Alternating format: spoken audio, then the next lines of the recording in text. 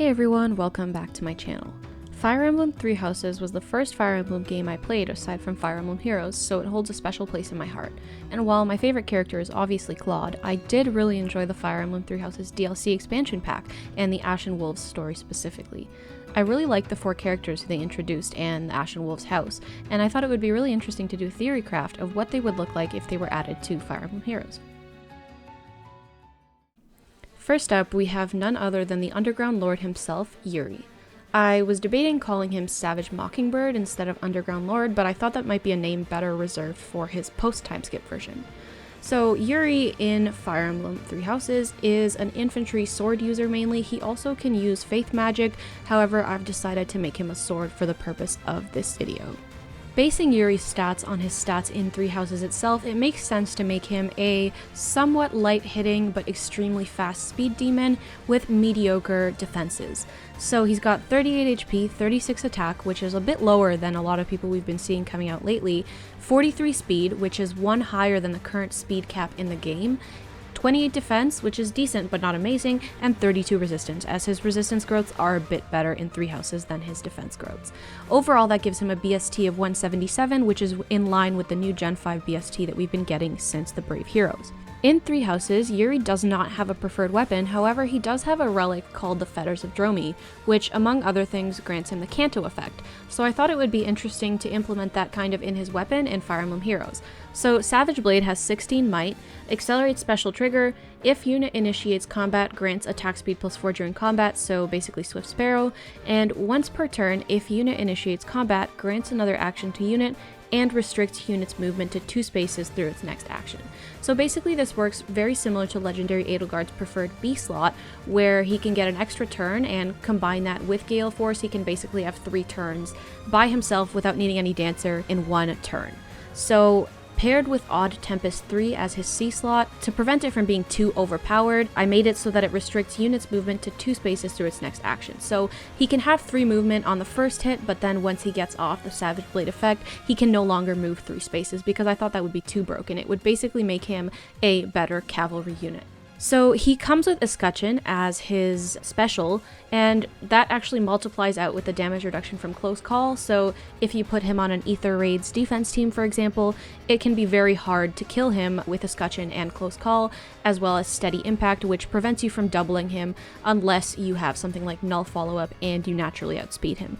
However, he's going to be really difficult to naturally double, especially since he comes with Steady Impact and Swift Sparrow in his weapon, so basically it'll be impossible to kill him in 1 hit if he initiates on you. He has a super boon in speed and in resistance. The speed super boon is pretty standard for units who come with high speed, and he's also got a super bane in HP and defense. Overall, Yuri is a really versatile unit in my opinion, who could function like Legendary Edelgard does as a really good Gale Forcer, but if you wanted, you can even build him with Distant Counter and Close Call, although it does kind of feel like a waste to not take advantage of the Gale Force effect in his weapon. Next up, we have got Hapi, who has this really interesting but also super annoying quirk in Three Houses, where whenever she sighs, a big monster is summoned, and unfortunately she can't even control the monster, so it actually starts attacking her. So she basically tries to avoid sighing most of the time.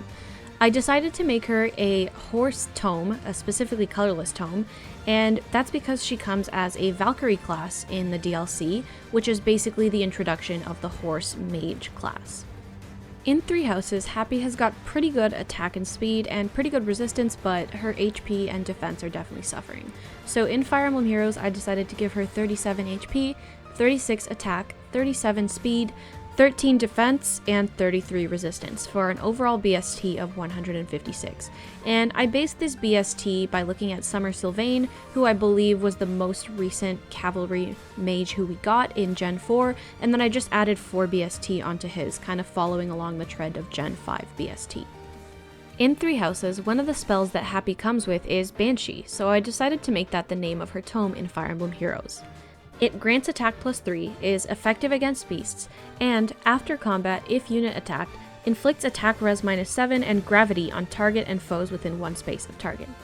So the effective against beast part is kind of a tribute to the fact that she can sigh and then a beast will be summoned, so I thought it would be cool to make her effective against beasts. And the gravity part of it is based on the actual effect of Banshee in Fire Emblem Three Houses, and I decided to add in the attack res -7, but if you look closely, it's actually only on target and foes within one space of target. So it's not quite as wide of a range as the smoke skills are. Hapi also comes with Moonbow as a special, and attack speed push 4 as her A slot, and lull attack res 3 as her B slot. And then as her C slot, I decided to give her Savage Blow, which I think synergizes pretty well with her weapon. Hapi comes with a super boon in speed and resistance, and most people are probably going to be wanting to go for that speed super boon because it is one of her most important stats, and she's got a super bane in HP and defense. As a cavalry mage, that puts her in a really good spot to be used on an Aether Raid's Cav line defense team, and she's got really good attack and speed. However, her defense is obviously really suffering, but her resistance is surprisingly good, so you could actually take a couple of hits from a mage if needed. And overall, I think she would be a really good unit, but basically mainly just to be a nuke. Next up is Balthus, also known as the King of Grappling. Balthus would be the 4-star focus on this banner because he's probably the least popular out of all the 4 Ashen Wolves characters. Balthus is a brawler who can also do faith magic in Fire Emblem Three Houses, but since we don't have a brawl weapon type in Fire Emblem Heroes, I decided to just make him an axe user since he also uses axes quite well in Three Houses. I also based Balthus' stats on his stat growths in Fire Emblem Three Houses, so he has really high HP because his HP growth is amazing in Three Houses. He's also got really high attack at 40 base attack. He's got 31 speed, so middling but not exactly amazing, 38 defense, which is quite good, and 22 resistance since he is basically very susceptible to any kind of mage. Overall, that gives a BST of 176, so you would have to give him a super boon to make him score 180. In Three Houses, Balthus actually has a sacred relic, which is called Vajra Mushti, I don't know if I'm pronouncing that right, and it is a gauntlet. And like I said, I decided to just implement it as an axe here because I thought it would be too complicated to invent an entirely new class of weapon. So basically what his weapon does is it has 11 might, inflict speed -5.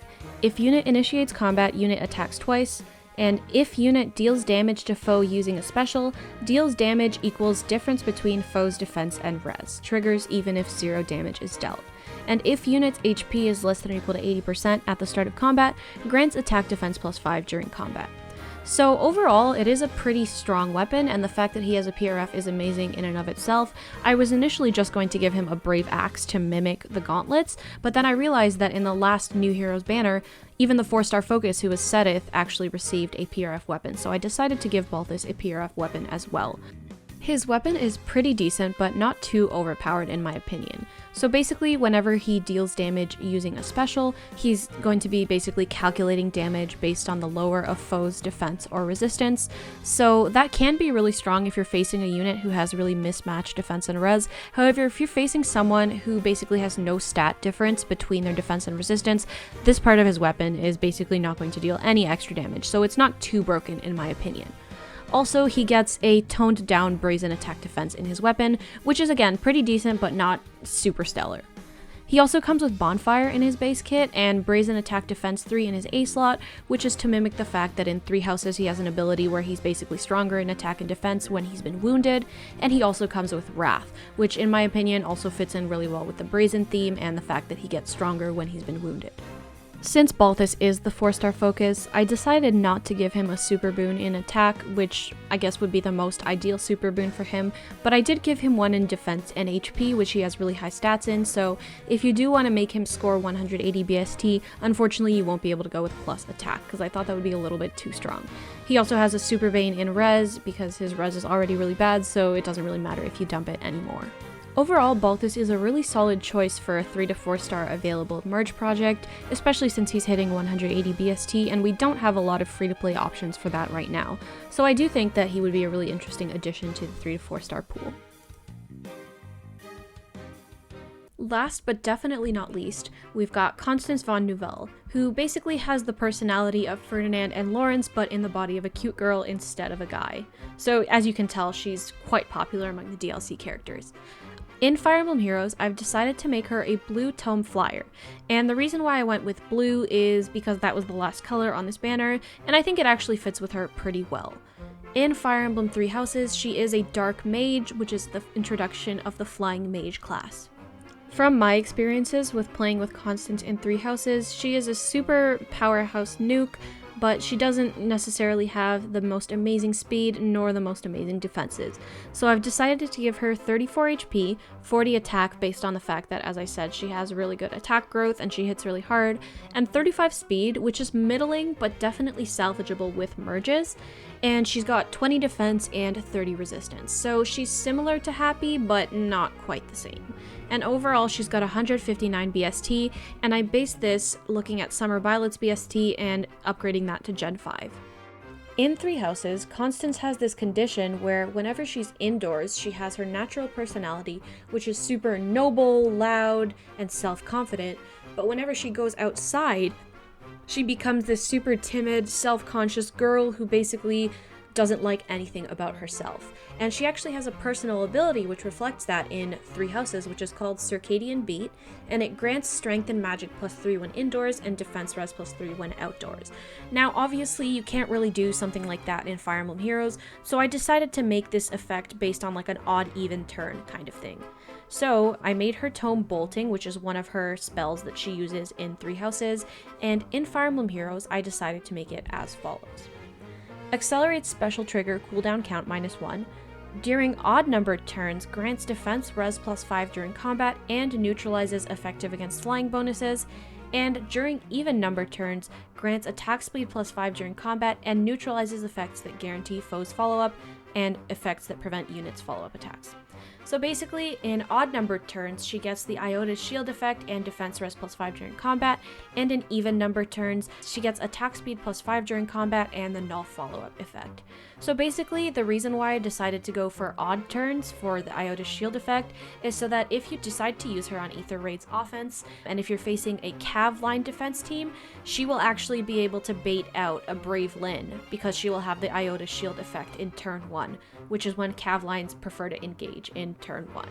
In terms of her base kit, I decided to give her Harsh Command Plus as an assist, which I thought was a funny play on the fact that she's super harsh and commanding towards her friends whenever she's indoors and has her noble personality, so I thought that would be a funny tribute to that from Three Houses. And as her A slot, I gave her Deathblow 4 because, as I mentioned in my experience in Three Houses, she's a super high attack nuke who just basically, whenever she initiates on you, she probably one-shots you. And I gave her Aerobatics as her B slot to help with mobility, and Attack Res Rain as her C slot. She comes with a super boon in attack, obviously, because she already has really high attack, so it would be a shame not to make it even higher. And I decided to also give her a super boon in resistance, but she has a super bane in speed, so be really careful and don't pull a minus speed copy of her or else you're going to have to merge, and she's also got a super bane in defense. Overall, I think Constance would be a really strong one-shot mage in Fire Emblem Heroes, and you might actually be able to work out like some kind of a tank build for her considering that she has Iota's shield built into her weapon. So I think she would be a really interesting versatile unit who can be multifaceted. So that's it for today's video. I do hope you were able to enjoy this even if you've never played the DLC before, and I personally had a lot of fun making this because I just recently picked up Three Houses again and it's a lot of fun. So let me know in the comments what you guys think about these builds, if you think they're too underpowered or overpowered, and also let me know who else you want to see added to the game. Thanks for watching!